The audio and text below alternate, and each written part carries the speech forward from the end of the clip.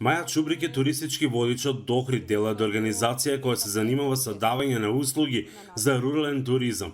На гостите кои што доаѓаат во Охрид им нудат едно поинакво доживување од вообичаеното, ги водат низ недопрените предели на планината Галичица, а имаат можност да пробаат и локални специјалитети. Ова лето од прилика имавме околу 200 до 250 учесници на нашите тури.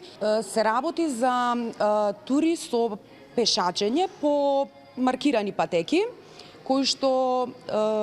за кои не е потребна посебна физичка подготвеност. Чубрик вели дека без добра промоција на социјалните мрежи денес е речиси и невозможна комуникацијата со потенцијалните туристи.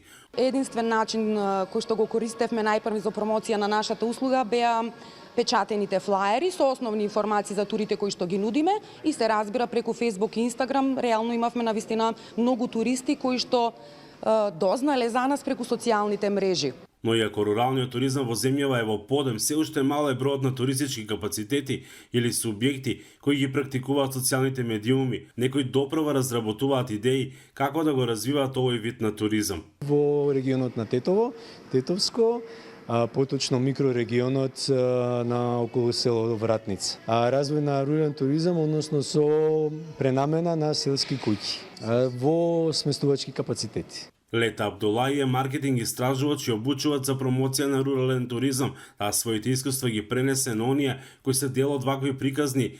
Има капацитети од руралните средини кои што се уште немаат бренд, немаат лого, а камоли да имаат и Facebook страна или пак Instagram и други алатки на промоција. И целта на оваа обука е да ги обучиме како они сами да можат да направат бренд и како да се промовираат преку сите канали на комуникација и на маркетинг. Има и такви места во државата кои се препознатливи по овој вид на туризам, како на пример Вевчани кај Струга или селото Коратица во Охрид, но и села во регионот на Преспа и Шарпланина. Дополнителен проблем е што последнава стратегија за развој на руралниот туризам е со важност од 2012 до 2017 година. По Министерството за економија велат дека до крајот на годинава ќе биде донесена подстратегија за рурален туризам. Од Охрид за Гласот на Америка, Мики Трајковски.